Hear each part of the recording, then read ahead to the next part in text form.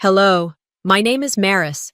I used to think the worst thing my family ever did to me was forgetting my birthday, but that was just the start.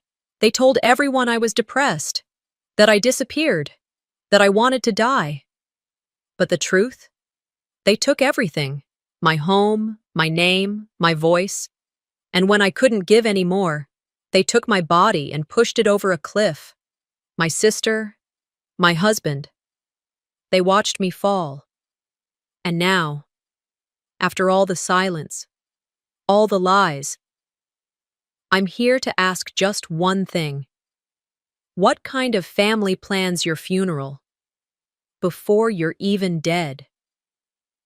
The photo slipped from my hand and fluttered to the floor, landing face down on the faded rug. I didn't reach for it right away. I just stared at the spot where it had landed, chest tight, breath shallow.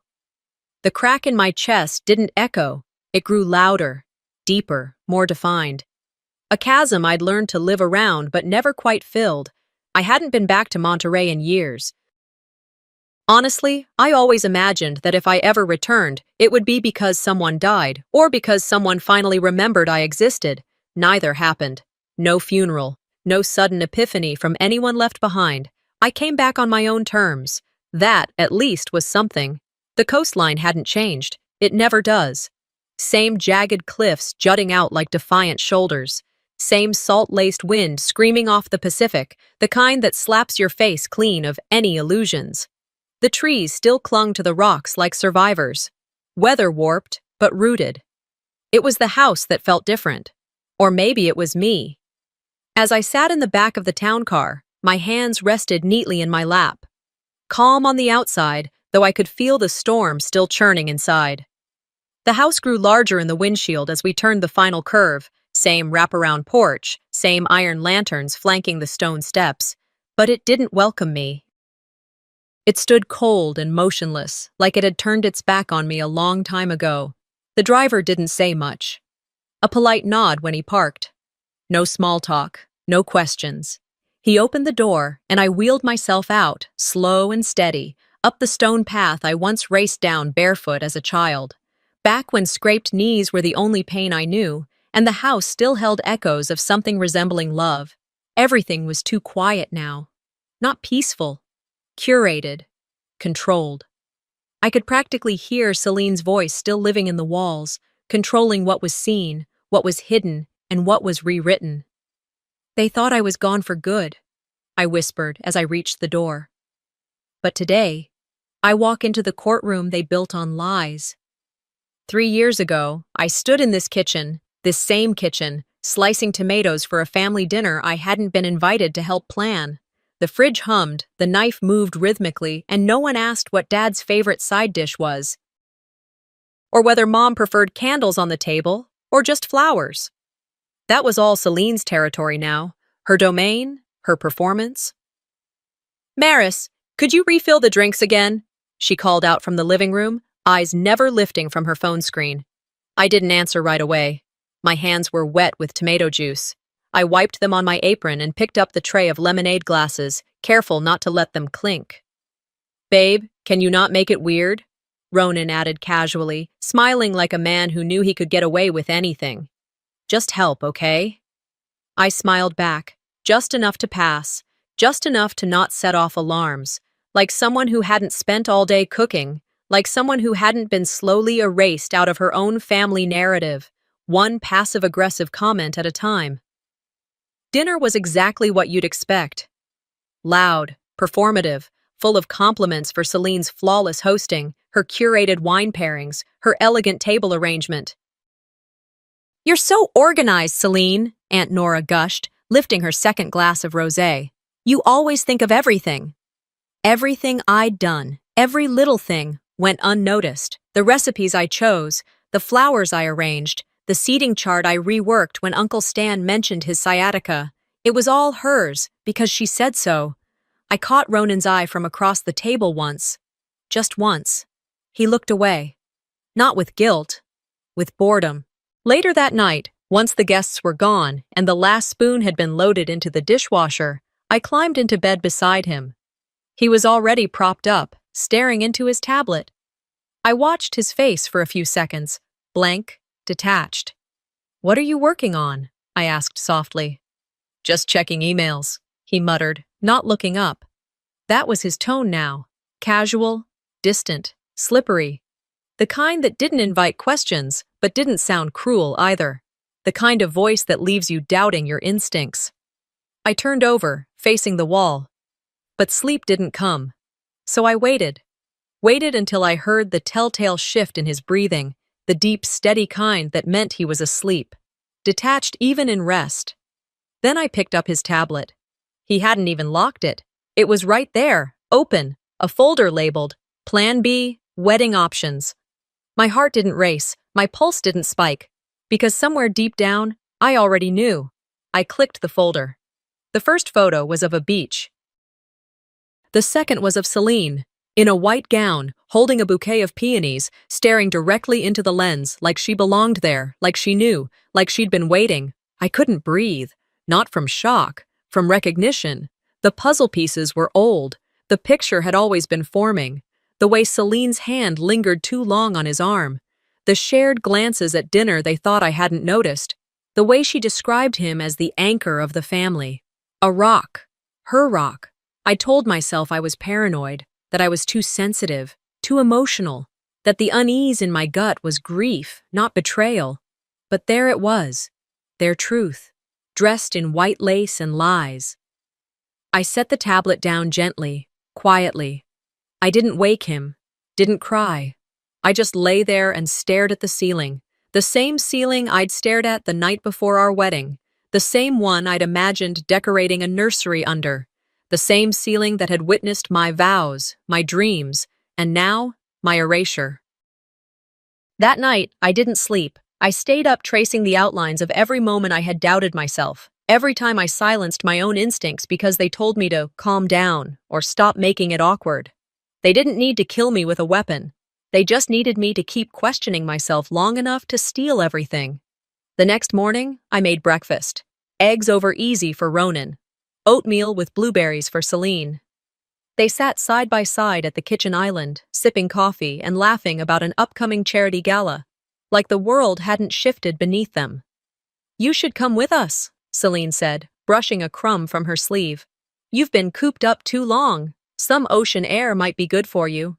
Ronan nodded, chewing. "Yeah, it'll help clear your head." I smiled. "Sounds good," I replied, because I knew exactly what they were planning, and I needed to see just how far they were willing to go. I didn't fall apart. I did what any woman with nothing left to lose would do. I started digging. The following weeks passed like a film on mute. My body went through the motions, showering, dressing, making toast. But my mind was elsewhere, focused, sharp, dangerous. Celine had invited herself into every part of my life without asking. Ronan followed her lead, as always, but they hadn't counted on me still being here, still breathing, still thinking. 2 months after that night on the cliff, I found myself sitting in the back pew of San Carlos Cathedral, a stranger in a place that used to hold my family's most sacred memories.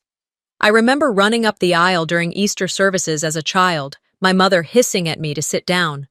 My father's hand on my shoulder, calm, grounding. Now, they were both gone, and my name hadn't even made it into the program. Celine stood at the podium, draped in a tasteful black dress, dabbing her eyes with a handkerchief that matched her heels. Ronan sat 2 rows ahead of me, his arm gently resting on the back of Celine's seat, as if they were hosting a gala instead of mourning. I washed my mother's hair the night before she passed, I thought, staring at the back of their heads. Celine hadn't visited in months, and yet here she was, haloed by tears and applause. They spoke of legacy, of love, of resilience. No one mentioned the daughter who had sat beside our mother's hospice bed every day for weeks, the one who changed the morphine patches, who read aloud from the books Mom once adored. That daughter didn't make the cut. When the service ended, people trickled out slowly, sharing hugs and condolences, with Celine. Not me. No one asked how I was holding up. No one even made eye contact. Afterward, everyone gathered at the estate for the usual post-funeral reception. Food catered, wine flowing. Celine moved through the crowd with polished ease, accepting sympathy like a politician. Her hand always ready, her words just rehearsed enough to seem genuine. She found me standing by the fireplace, pretending to sip from a glass of water I hadn't touched. "Hey," she said, brushing non-existent lint off my shoulder. "You okay?" I nodded slowly, wary. "You understand, right? It's not about you. It's about presentation." "The last thing Mom would have wanted is drama." She smiled, tight and condescending. "We kept things simple." I forced a smile. "Simple, sure." Ronan joined us. It was a beautiful service. Celine really pulled everything together. I almost laughed. Of course she did. They moved on before I could say anything else, probably worried I'd break the mood, or the illusion.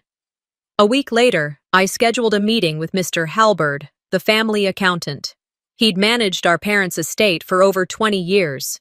I hadn't told Celine. I wanted answers before confrontation.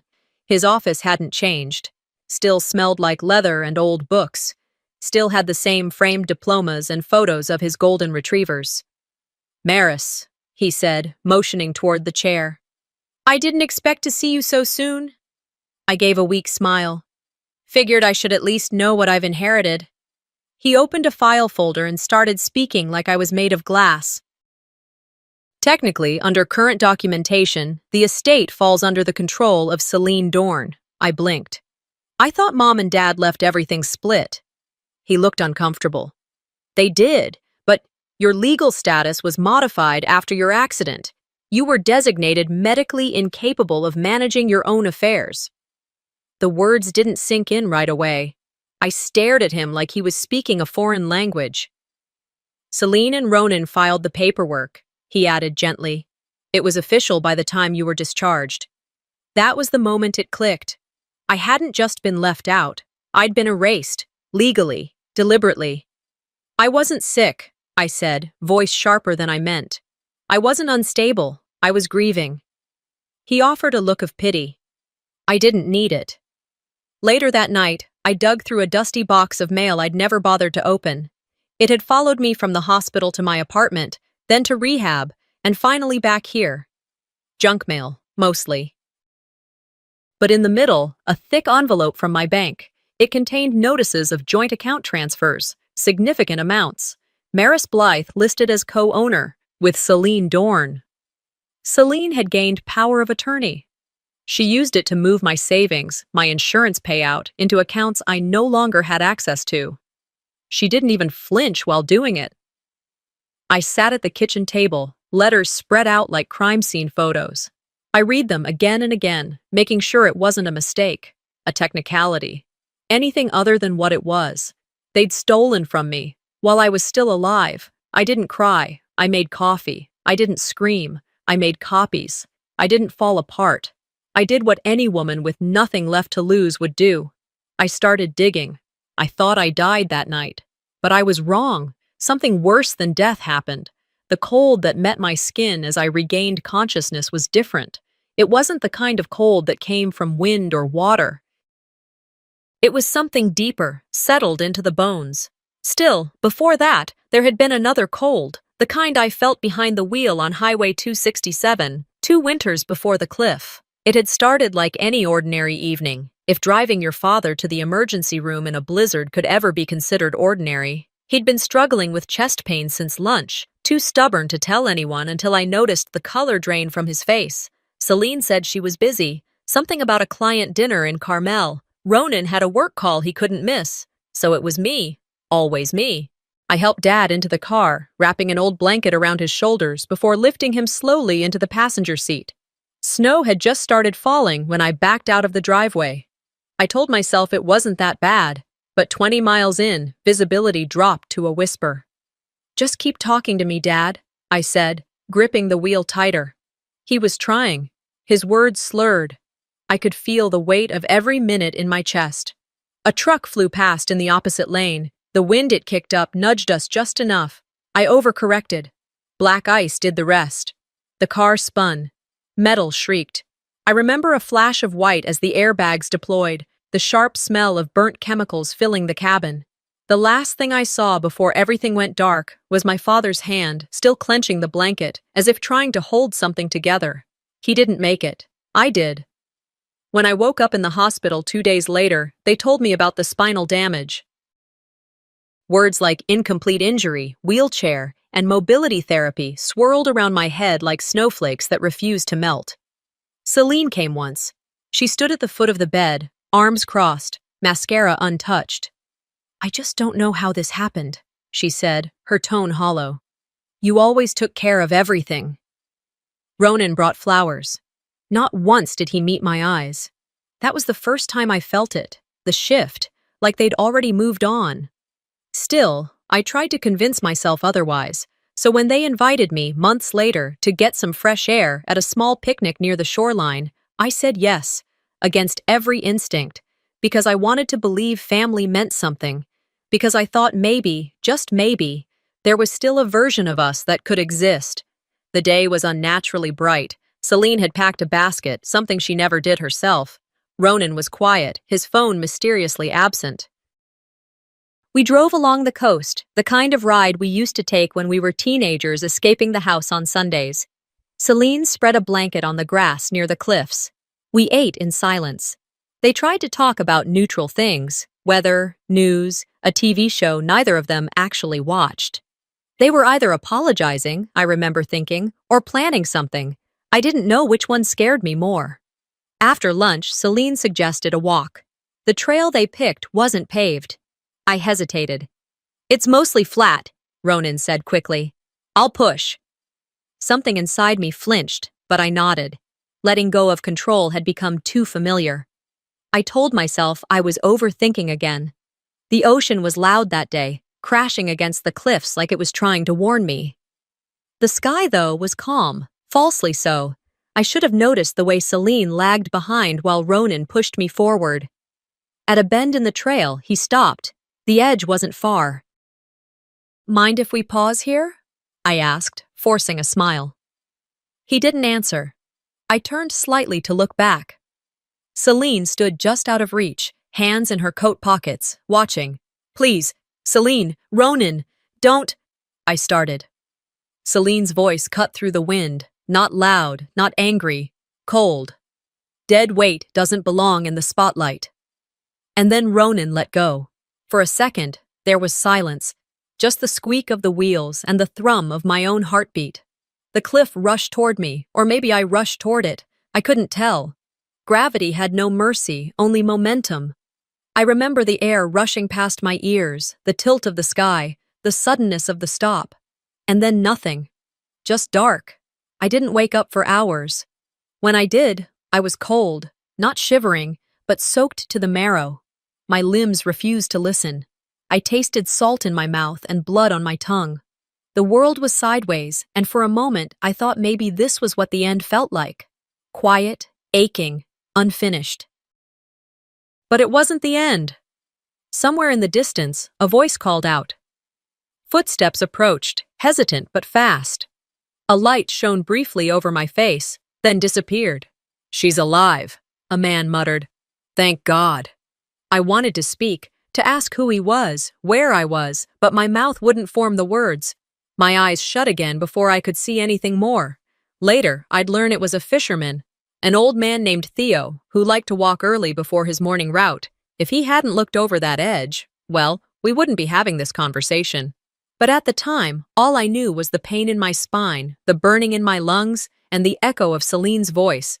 Dead weight. It clung to me, even as strangers lifted my body and carried me to help. Even as sirens wailed and machines beeped and doctors whispered in worried tones. Dead weight. That's what they saw me as. That's why they let go. But I wasn't dead. And I wasn't weightless either. I was rising. I stopped healing that day. I started preparing. The hospital room was quiet, except for the steady beep of a monitor to my right and the distant hum of a floor polisher somewhere down the hallway. My eyes drifted to the clock above the door. It was nearly 3 a.m., though you'd never know it from the bright fluorescent light leaking through the gap under the door. I'd been conscious for 3 days. At least, that's what the nurses said. At first, I couldn't speak. My throat was raw from salt water and disuse. Even when I finally could whisper, no one really listened. The staff spoke gently, but their eyes betrayed something else. Unease, like they'd been warned. The first nurse who came in called me honey, like I was 5 years old. She fluffed my pillow, avoided eye contact, and whispered as she leaned over to adjust my IV. Your sister said not to disturb you, she said. She said you needed time. That word again, time. Celine had always known how to bend it, make her mistakes vanish behind a perfectly timed smile or a well-timed exit. She'd managed to frame this whole situation as if I needed space, peace, quiet. But what I really needed was the truth. No one came to see me, no flowers, no cards, nothing from Ronan, nothing from Celine. They hadn't even listed me under my real name. According to the hospital records, I was Jane Doe, suicide watch. The chart at the foot of my bed detailed self-harm via attempted cliffside jump, and included a note from a family representative suggesting a history of mental instability. When the social worker finally appeared, she spoke slowly, like I was a confused child. They said you've had depressive episodes, she explained, her voice soft but clinical. Your husband said you'd been withdrawing, that you'd stopped attending therapy, stopped taking your medication. I never had therapy, I rasped, and I never took medication. She frowned, flipping through a thin folder. There was a note, she added, left in your purse. Ronan found it. I never wrote a note, I said, stronger this time. I didn't even pack a bag. Her eyes met mine for the first time with uncertainty, but she closed the folder anyway. That evening, after dinner, a tray of grayish chicken and overcooked carrots I barely touched, I asked the nurse to wheel me to the courtyard. It took convincing, but I needed air. I needed to feel something other than the walls of that room pressing in on me. The courtyard was modest. A few benches, some planter boxes with neglected flowers. The ocean breeze crept over the walls, bringing with it the scent of salt and damp earth. I parked my chair near the fountain and closed my eyes. That's when I saw him. An older man, dressed in a faded windbreaker, was sitting a few yards away, a thick paperback in his hands. He glanced at me briefly but didn't stare. Instead, he folded a page, closed the book, and walked over slowly. You're her, he said. His voice wasn't accusing. It was certain. I blinked. Excuse me? The girl on the cliff, he continued, his voice lower. You're Maris Blythe. I felt my breath catch. My fingers tightened on the armrests of the wheelchair. Who are you? I asked, warily. My name's Henry, he said. I live up the trail. I walk every morning. Same path, same time.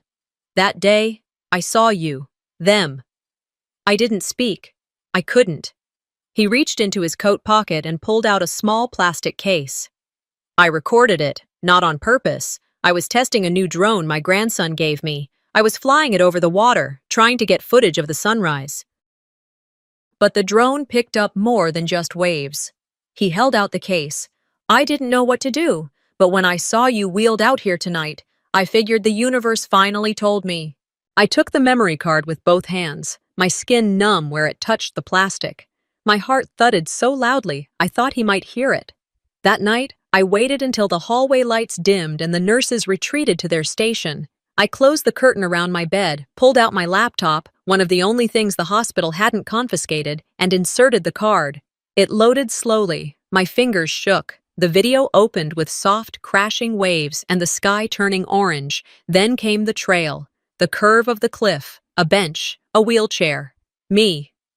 The footage zoomed enough to catch the details. Celine standing to the side, arms folded. Ronan behind me, one hand on the back of my chair. They were speaking, but there was no sound, only movement. Celine leaned in, said something. Ronan let go. The wheelchair moved. I moved. And then, gone. I watched it 3 times. On the 4th, I paused on Celine's face. Her lips curled, not into a grimace, not into shock, into a smirk. I sat there in that dim hospital room, back straight, the laptop's glow the only light. I let the image burn itself into my memory. They thought no one saw, I whispered, but someone did, and now I see everything. They built a cage around me. Now I'm forging keys, and I'm not the only one watching. It started with a TV segment. A quiet Sunday morning, I'd just finished my second cup of decaf and was waiting for the nurse to return with my medication. The volume on the wall-mounted television had been left low by the previous patient, but I recognized Celine's voice before I even saw her face. There she was, picture perfect, on the local morning show, seated beside a host with polished teeth and a voice too syrupy to be real. The headline beneath them read, "A Sister's Strength, How Celine Dorn Became a Beacon After Tragedy." I froze. She was talking about me. About the accident. About how she'd been doing everything in her power to support me through my mental health challenges. Her words were measured, careful. Just enough empathy to sound noble, just enough distance to avoid accountability. "I miss her," Celine said, eyes misty. "She's alive, yes, but not the way she used to be. It's like I lost her twice." The camera panned in as she lifted a hand to her collarbone. And there it was, the necklace, my mother's final gift to me. I'd been wearing it the day Ronan pushed me over that cliff. It had fallen from my neck as I plummeted, and I never saw it again, until now. "She's wearing it," I whispered. The nurse glanced over. "Sorry?" I shook my head. "Nothing." But it wasn't nothing. Celine had taken the last thing my mother gave me and paraded it around on TV like a medal she earned for surviving my supposed breakdown. Like I was her burden to bear. My stomach churned, but I didn't look away. I stared at the screen, rewinding the DVR feed and zooming in. My fingers trembled as I paused the image. Same chain, same locket, same scratch from where I dropped it during a fight with my mom that we never fully made up from. And then, it clicked. I opened the footage Henry had given me. This time, I didn't just watch for the moment Ronan released the brakes. I watched everything, frame by frame. There it was. As the wheelchair began to roll forward, the necklace lifted, caught in the air for a second like a ribbon in the wind. The camera caught it, my necklace, mid-flight. And now, she wore it. She wore my proof to her own celebration, I muttered. That's not bold, that's sloppy. That night, while the rest of the rehab floor slept, I scrolled through social media with one hand and scribbled notes with the other.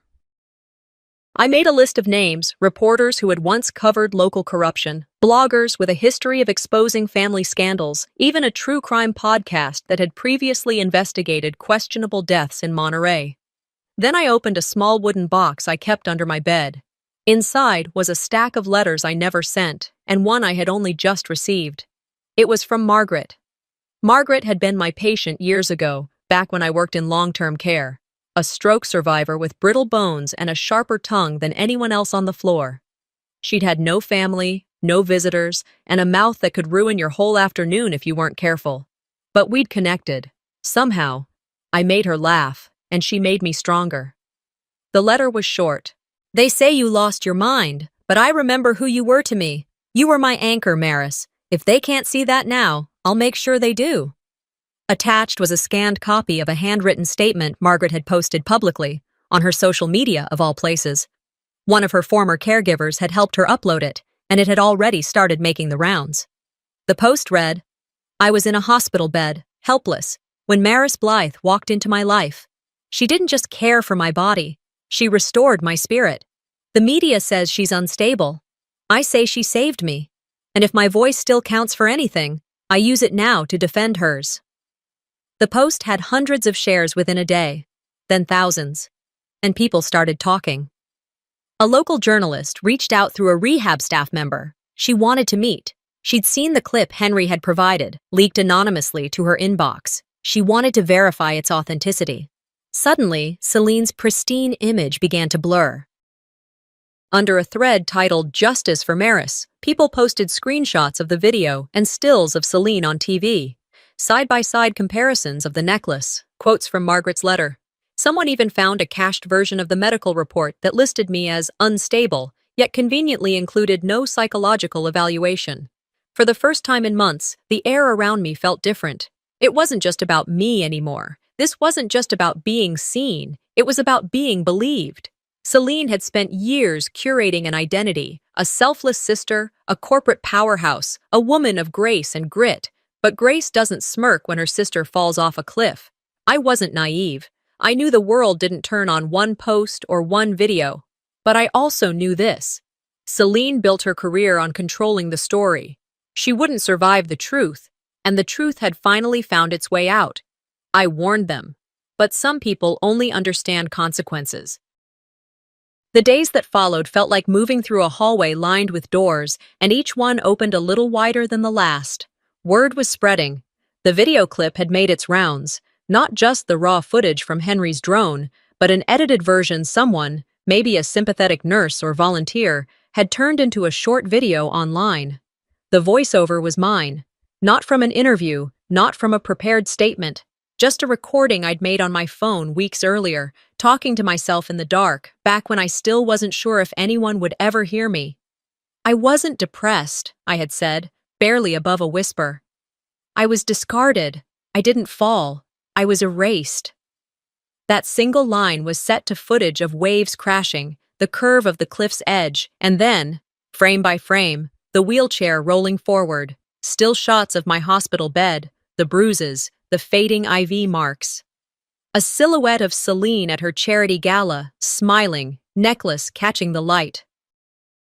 Justice for Maris started trending within hours. The rehab center was buzzing. Staff walked past me with nervous smiles. One orderly gave me a subtle thumbs up. The receptionist, who hadn't said more than 10 words to me in the last 2 weeks, suddenly offered me herbal tea and called me Miss Blythe. Then, 2 days later, Calder Venn showed up. I'd almost forgotten what it felt like to speak to someone who didn't doubt me. We met in a small private office on the 2nd floor of the rehab center. He looked younger than I remembered, worn in the eyes, sharper in the shoulders. The suit wasn't expensive, but it was clean, honest, like him. "I've been following everything," he said, not wasting time. "The footage, the letter, the interviews. People are listening now," I nodded. "Good. But I need more than attention." "You need action," he finished. "That's why I'm here." We spent the next hour going through my notes, dates, transactions, voice memos. I handed over everything I had, Henry's full footage, screenshots of the necklace, the letter from Margaret. He listened carefully, didn't interrupt. When I finished, he leaned back in his chair and looked me dead in the eye. "You're not crazy," he said, "and they're not careful. Let's make this official." By Friday, the lawsuit was filed. Attempted murder, financial fraud, emotional abuse, civil for now, but with enough teeth to draw blood. The legal documents were served to Celine's publicist and Ronan's firm within 24 hours. I didn't hear anything directly from them until the call came. It was late, just past 8 in the evening. I was alone in my new assisted apartment. The windows were cracked open slightly, letting in the cool, salt air from the coast. I was folding laundry when the phone rang. I didn't recognize the number, but something told me to answer. Maris.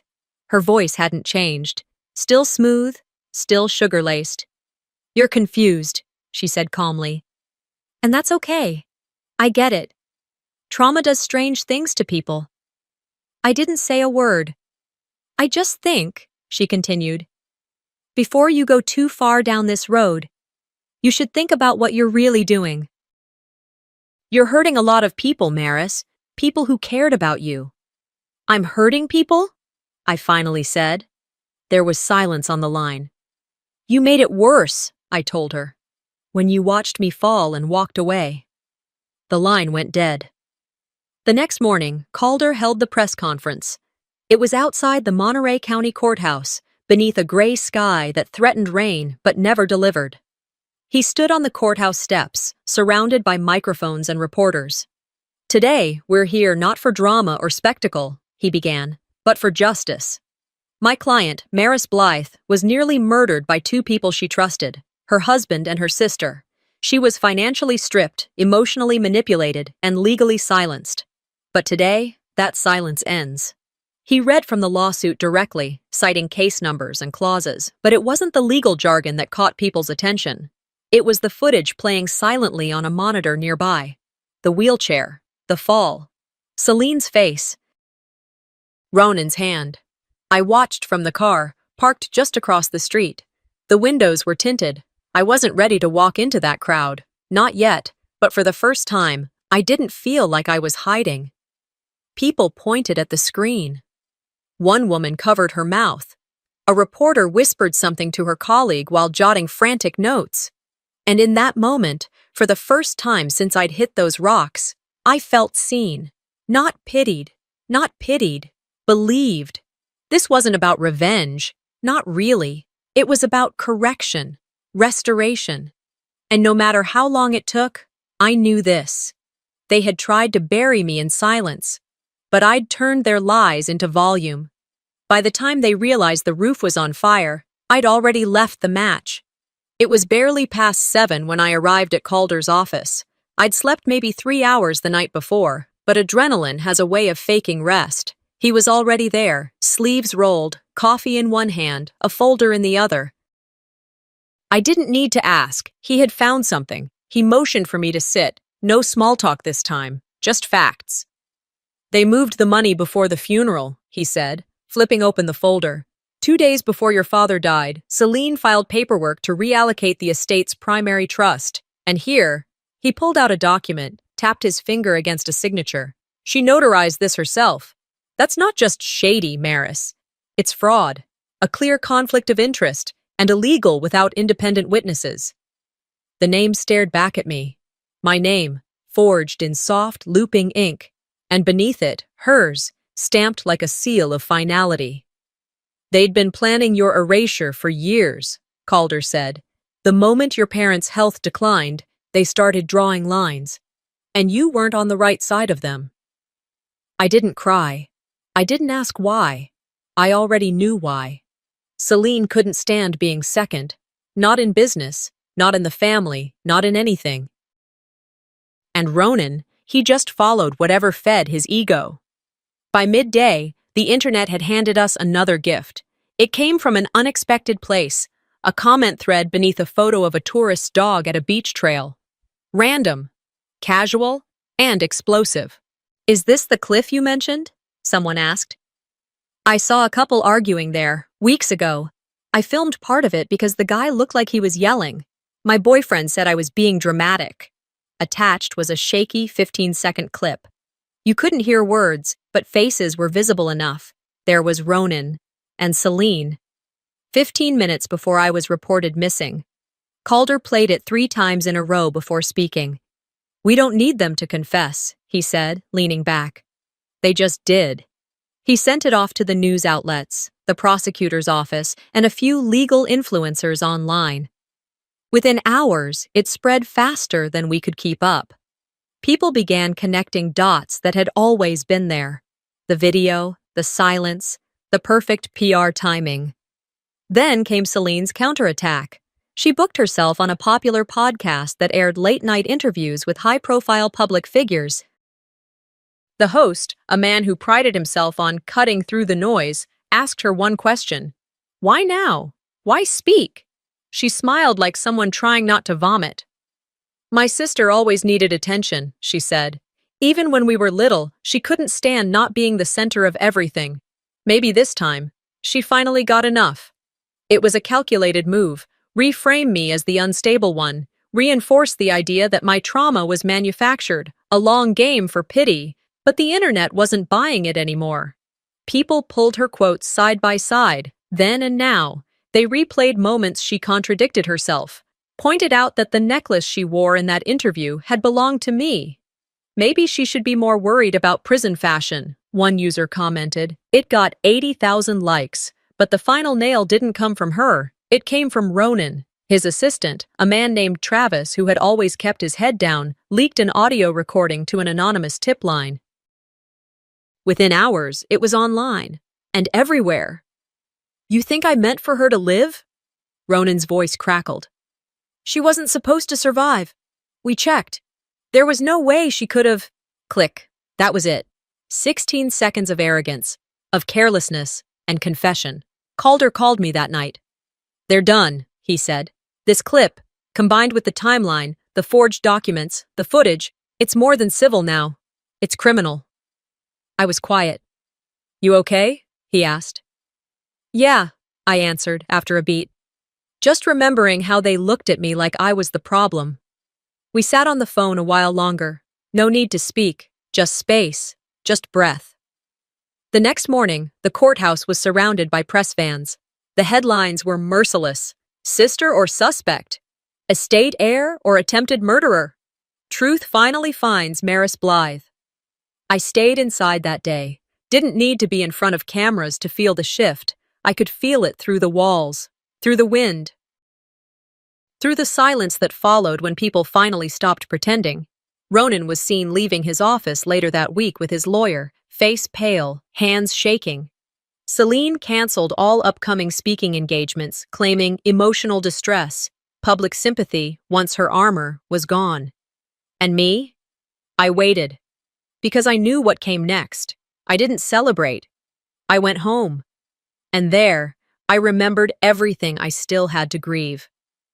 The morning sun hadn't yet cut through the Monterey fog when my car pulled up to the courthouse. The air was thick, the kind that clings to your skin, not quite rain, not quite clear.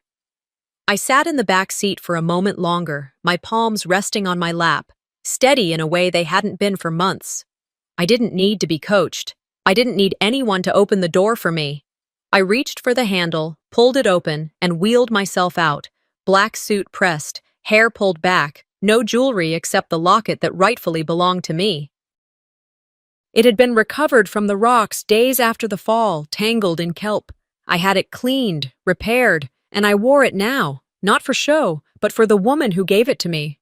People were already gathered outside, reporters, locals, faces I didn't recognize.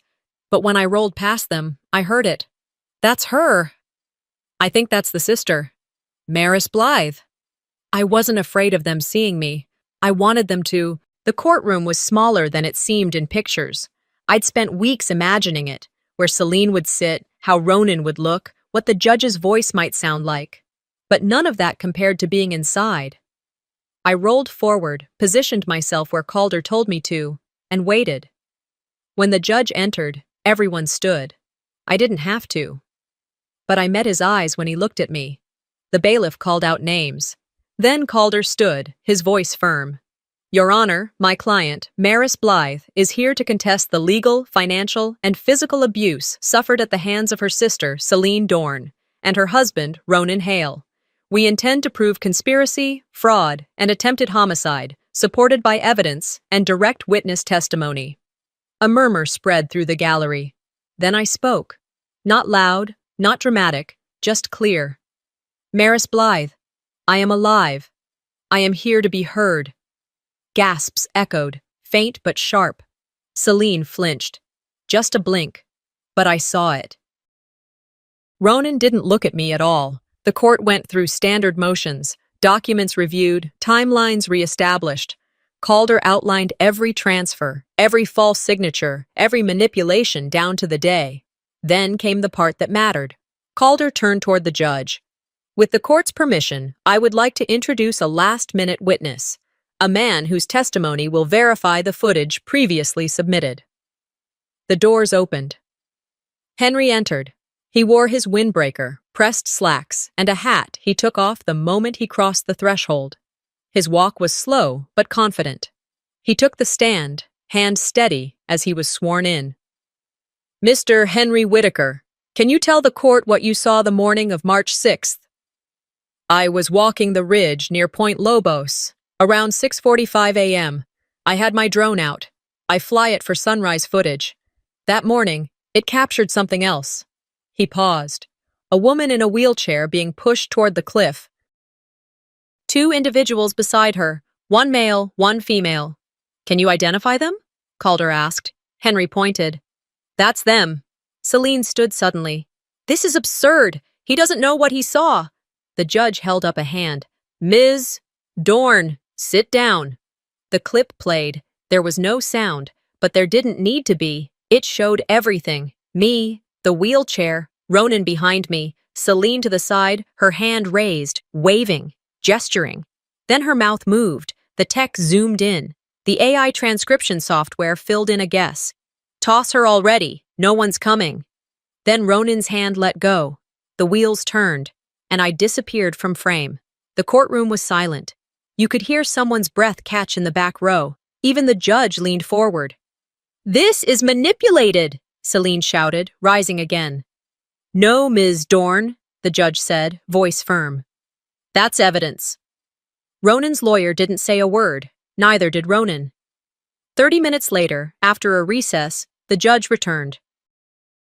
In light of the overwhelming visual and testimonial evidence, the court finds sufficient cause to escalate charges from civil to criminal. Ms. Dorn will be indicted on counts of fraud, perjury, and attempted murder. Mr. Hale will be remanded to county jail pending further investigation. The gavel hit the block once, sharp. I didn't cry. I didn't cheer. I sat, breathing. The world didn't tilt or burst open. No orchestra swelled. But inside, something quiet clicked back into place. Ronan was cuffed and led out, his head down. Celine screamed at the bailiff, calling the process a circus, claiming I'd doctored everything, called in favors, that none of this was real. But I didn't move, and I didn't speak again. I didn't have to. I'd already said everything that mattered. I didn't celebrate.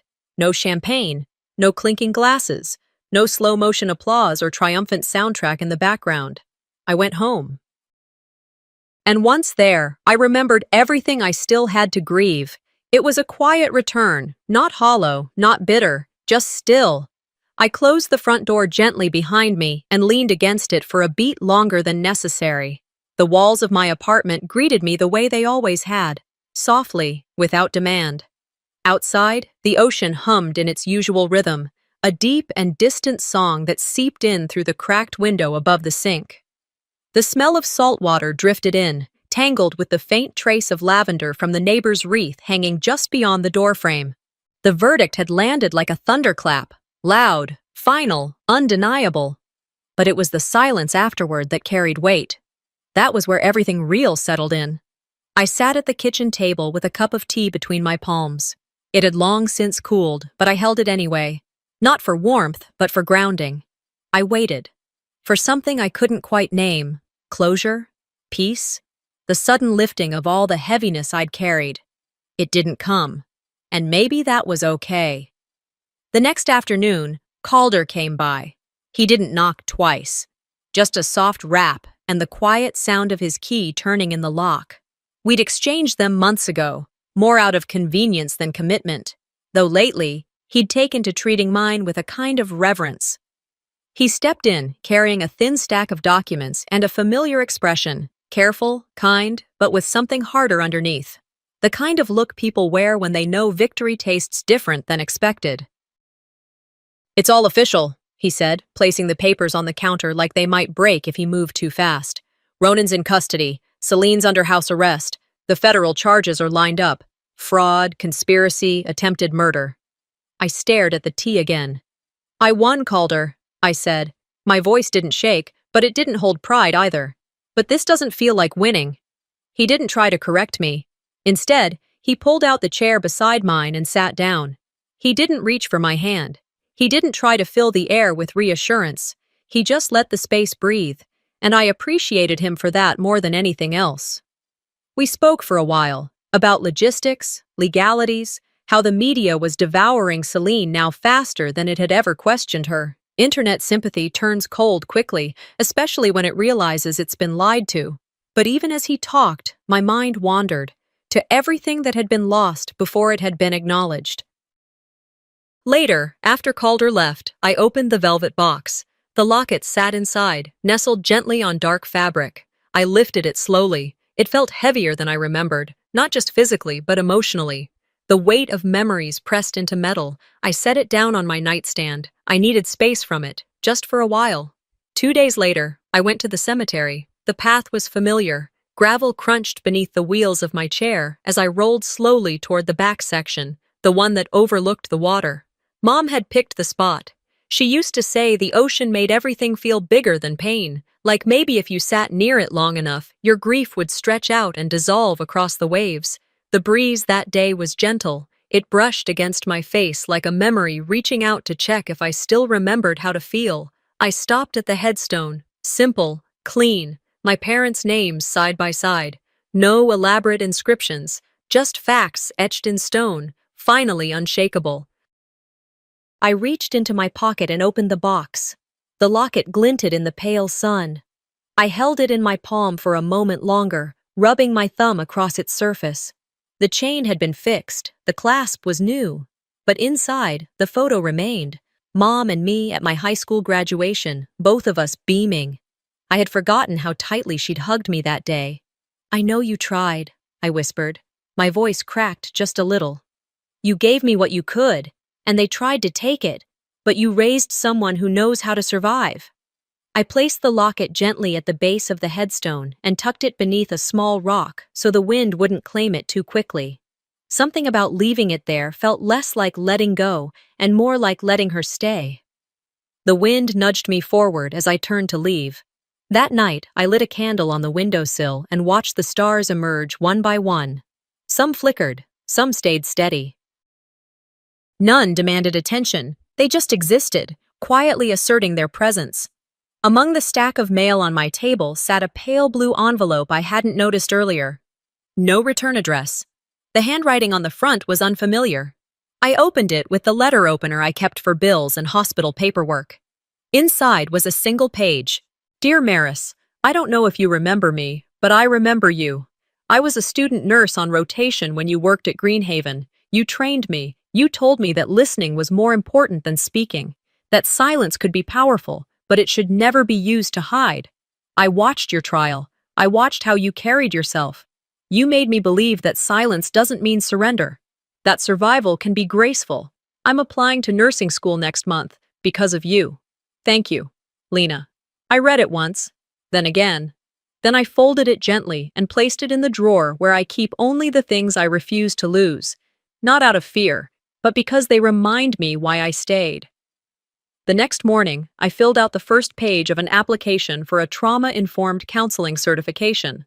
Not to practice professionally, not yet, just to learn, to understand how to hold space for others like me, women who had been quiet too long. Women still stitching their stories back together. 2 weeks later, I led the first meeting of our support group.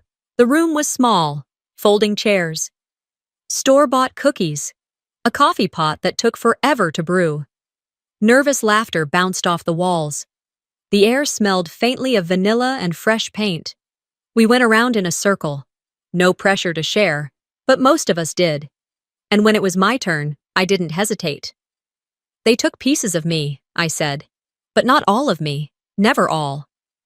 Some women nodded. One squeezed her hands in her lap. Another whispered, "Me too." That was enough. That was everything. I left the center that evening feeling something I hadn't in years. Anchored. I knew the scars on my shoulder weren't going anywhere. I knew I'd still hear Celine's voice sometimes, sharp and smug, echoing through memory. I knew I'd still jump a little when I smelled his cologne on strangers.